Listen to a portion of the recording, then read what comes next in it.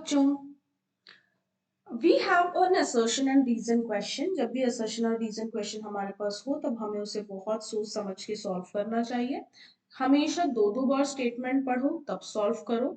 इस क्वेश्चन का एक मकसद रहता है, या तो बच्चे बहुत कंफ्यूज हो जाते हैं, वो एकदम गलत आंसर चुन के आ जाते हैं, या फिर जिन बच्चों के कॉन्सेप्ट एकदम सही होते हैं वो इन्हें बहुत अच्छे से मार्क करके आते हैं and they will get the complete marks for such questions. तो हम पढ़ते हैं असर्शन। Assertion हमसे कह रहा है luteal phase of menstrual cycle is called as secretory phase. Reason कह रहा है corpus luteum is formed in this phase which secretes progesterone.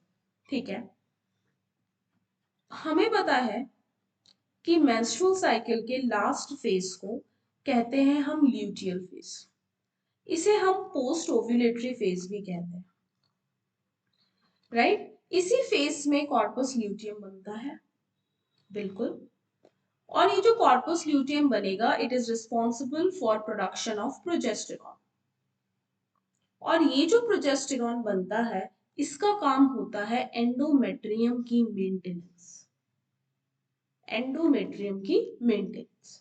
तो ये क्या कह रहा है, क्या ल्यूटियल फेज सिक्रीटरी फेज है? बिल्कुल है। क्यों?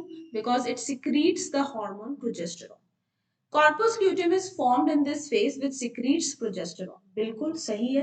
So the correct answer is both A and R are true and R is the correct explanation of A. ठीक है, ये हमें पता होना चाहिए कि जो luteal और post ovulatory phase है, it stays for 15 to 28 days.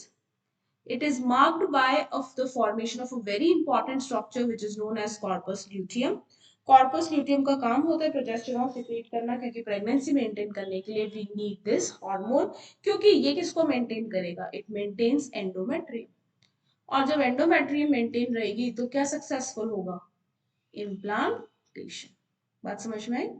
So the correct answer for the question is A. Both A and R true and R is the correct explanation of A.